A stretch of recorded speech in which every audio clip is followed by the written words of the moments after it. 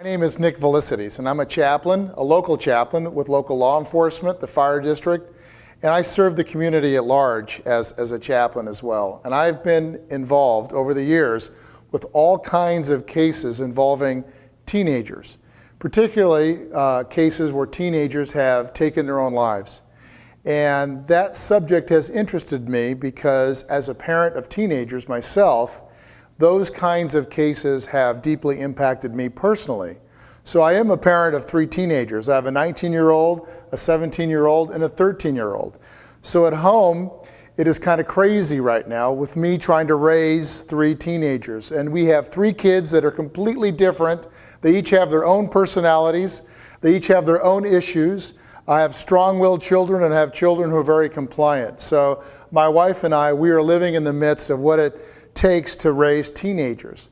But on the side as well, I'm also a chaplain. So I get involved in families who go through tragic circumstances. And I've discovered that in suicides, there is an epidemic of teenagers who are experiencing depression right now. I don't know if you know this, but 1 out of every 6 girls will attempt suicide before the age of 20. 1 out of every 11 boys will attempt suicide before the age of 20. Now that's just attempting suicide. But what that tells us is that teenagers are experiencing all kinds of emotions, depression particularly, and what's the cause of that, and what can we do about that as parents? What can we do? So maybe you have noticed at home, perhaps your teenager experiencing some kind of depression. If not, you're experiencing all kinds of emotions running all over the map. I have a teenage daughter, and she is all over the map when it comes to her emotions. One day she's high, one day she's low. Some days I think it's just typical teenage stuff. Other days I'm concerned about her. I hear her say things that cause great alarm for me as a parent. She doesn't like the way she looks. She doesn't like particularly the friends that she has and the things that happen between her and her friends. She feels bad if she doesn't do well in school and her grades are poor. She plays sports and she doesn't consider herself always a great athlete and compares herself to others. And that's what teenagers do, is they compare themselves to other teenagers and they almost never measure up. Almost never measure up. They always feel like they're not smart enough, not bright enough, not good looking enough, they don't have the right friends, so on and so forth. And they live in the moment. So I'd like to just mention a few things to help you as parents to recognize if your child is experiencing depression, and to also maybe come up with some tools that you can use to deal with any of your kids that are experiencing perhaps an emotional roller coaster. It may or may not be depression. It just may be an emotional roller coaster. And sometimes we don't know. I'm not a therapist. I'm not a psychologist. As a parent, I don't know all the time whether my daughter or my sons, whether they're experiencing some level of depression, frustration, or whether they're just typical teenagers. And I'm sure it's a combination of a little bit of everything. So what I'd like to talk about briefly are 3 things. One is, how do we understand the world that our teenagers live in? Our teenagers live in a world that's very electronic. Now, I would suppose if over time, 100 years from now, all of mankind is going to be walking around like this. Their necks are going to be bent over and their faces are going to be down, because if you notice, teenagers, they're constantly looking down at some device, a smartphone, and they're texting. They never put a phone up to their ear, if you notice that. They always have it down in front of them, and they're always using their thumbs and they're texting. They have very little interaction personally, comparatively to years past when I grew up, where we didn't have all the electronics, and we interfaced with each other one-on-one. We talked to each other. We looked each other in the face. We laughed about things. Now, kids do some of that, yes, I agree, but a lot of their time is spent looking down into a smartphone, an iPod, an iPad, whoever, whatever, and they're communicating via electronics. So they live in a world where it's much more impersonal. So they don't have the benefit of relationships, of proximity, looking each other in the eye and communicating directly with one another. And that leaves them in a world that's much more lonelier than ever before. So when they experience typical things that teenagers do, like loneliness, it's compounded by the fact that they actually are lonely.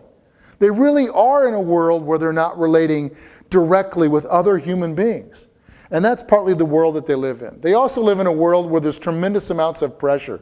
They have pressure from you as parents. They have pressure from teachers at school and school in general. They have pressure from coaches. They have pressure from those who say you're in a music class and you have a music teacher. Pressure to perform well. Performance is something that our kids are feeling a lot of pressure for. So they're feeling pressure from every angle. And that pressure is just a huge weight on them.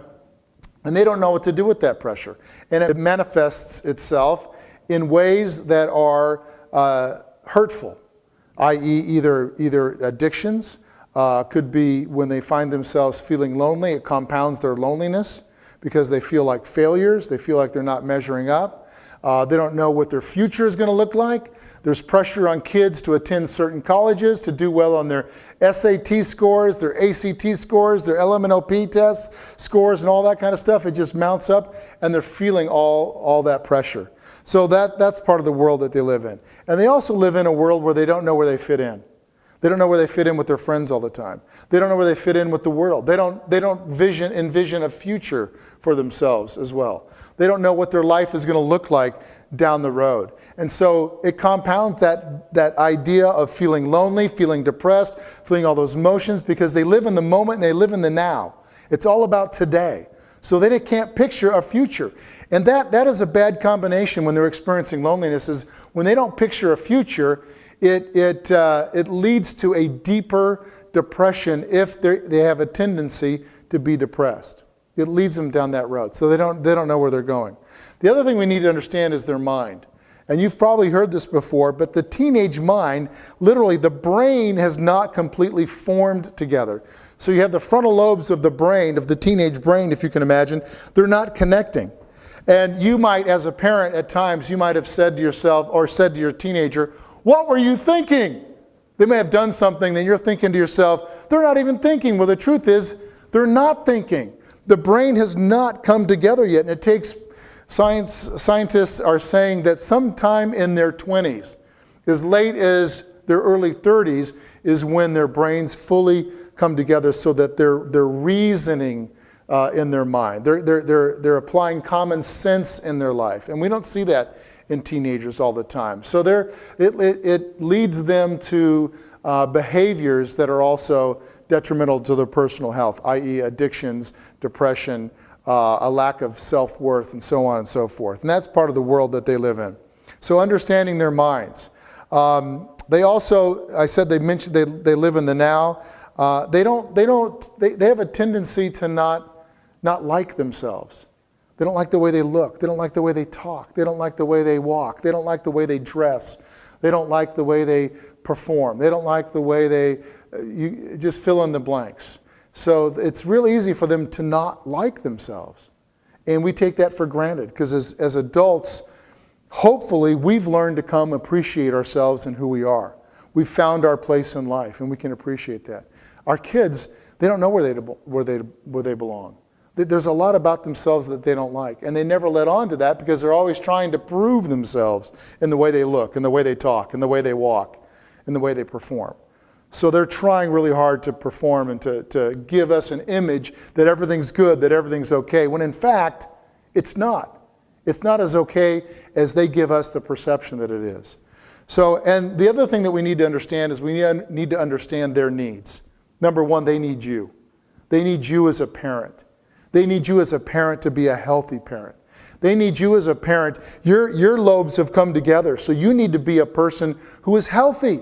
The best thing you can do for your teenager is to be a healthy person, to be in good relationships, and to have, if you're married, to have a good marriage, a father and a mother together demonstrating a good marriage together is one of the greatest things that you can give your teenager. If you're a single parent, you have a tremendous amount of responsibility and an extra weight to carry. But the same applies. You need to be a healthy person, both mentally, emotionally, and spiritually. Your kids need that. They need that from you. So don't forget to work on yourself. Don't forget to pay attention to yourself. Don't forget to apply all these things to yourself and to do whatever you can to be a healthy person. Our kids need respect. They need to know that we respect them. Obviously, they need to know that we love them. But respect is something that they value tremendously.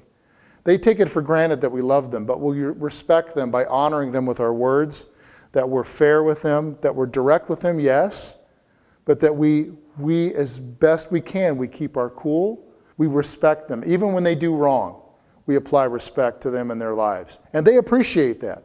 They want to be respected. And they also need boundaries. So as a parent, we're not trying to be their friends, right? We're trying to give them boundaries. And you may not ever feel like you're a friend with your child, and that's okay, because we're not there to just be their friends. We're there to set them up to live a life where they're living a healthy life. And they need boundaries. And I tell parents all the time, there is a season while you're raising teenagers, it's a battle. It's a battle. It's hard work. There are no easy answers. You can listen to this talk that I'm giving or other talks that you give, and you'll get some techniques, you'll get some ideas, you'll get some encouragement, you might get some inspiration. But the bottom line is, day in and day out, it takes a lot of effort. And it's a good thing that we love our kids, right? It's a good thing we love them, because we're willing to do that. We're willing to put in a lot of effort to set up the boundaries and to make sure that they respect those boundaries. And when they violate those boundaries, that we have the endurance and we're able to hang in there and we're able to face them and confront them while we love them and make sure those boundaries are in place, because they need that. So don't ever give up on those boundaries. So I hope that you, as a parent, use this to help you along the way. Use your gut. Deep down, if you feel like something is wrong, then guess what? Something is probably wrong at home. It may be wrong with your child. So if you see them sleeping too much, or not eating, or eating too much, or they get so quiet, or they're distant, or they are manifesting themselves in other behaviors that you go, whoa, wait a minute, where did that come from? Those are all signs that your children are dealing with something internal and it's manifesting themselves. But pay close attention to their hearts. Pay close attention to their hearts. Come close to them. So what I would suggest to you is that you find time between now and next week and find a way to meet with your son or your daughter. Take them out to breakfast, take them for a walk. Find a time where you're not at odds, you're not giving them any kind of discipline. You just say, hey, can we go talk? And ask them some questions about themselves. Here's what I did with my daughter just driving. This is one you might do when you're driving. We were driving, taking a long trip, and I want to help my daughter find a future. I want her to help her begin to envision a future. And so, and she doesn't know what she wants to be. She doesn't know what she wants to do. She doesn't know what college she wants to go to, even though she's surrounded by all kinds of people that seem to have figured that out. So I just asked her, on a scale of 1 to 10, I'm going to bring up certain careers. You tell me on a scale of 1 to 10 where they line up with regard to how you feel about them. So, we're driving along. Do you want to be a doctor? That's a 2. Do you want to be a nurse? That's a 2. Do you want to be a firefighter? Oh, that's a 1. Do you want to be a butcher? No, that's a 4. Do you want to work in a retail store? That's a 5. And I asked her as many as I could think of, and the one that she scored the highest on was, I asked her if she wanted to be an event coordinator. It was like an 8. So that gave, right then and there, that has given us something to talk about from that point on. Every now and then that comes up. Hey, we go to a party, we go to some event, we talk about the event. And we talk about what she would do differently and how she would plan that. But that, for me as a parent, was a way that I can enter into her life and help her envision a future. So you might do something like that within a week with your son or daughter, because you are interested in their future. So help them. Sit down with them and maybe use that same thing. Ask them, what are you passionate about? Hey, let's talk about that. Let me mention some things, scale 1 to 10, so on and so forth, and do that. So as a parent, I just want to encourage you to pay close attention to your kids. Come close to them, stay close to them. Do not let them push you away. Do not mistake their behavior, Their typical behavior is, even though it feels like they're pushing you away, you stay close. Stay close to them. That counts for a lot when it comes to how they're forming their lives and their thoughts for the future, is that they just have a parent that's close to them. So come close, stay close, do everything you can to talk to them and endure this. There is light at the end of the tunnel. They're not always going to be teenagers, hopefully. They may act like teenagers for a long time, but they won't always be teenagers, and you'll have life after teenager. So hang in there.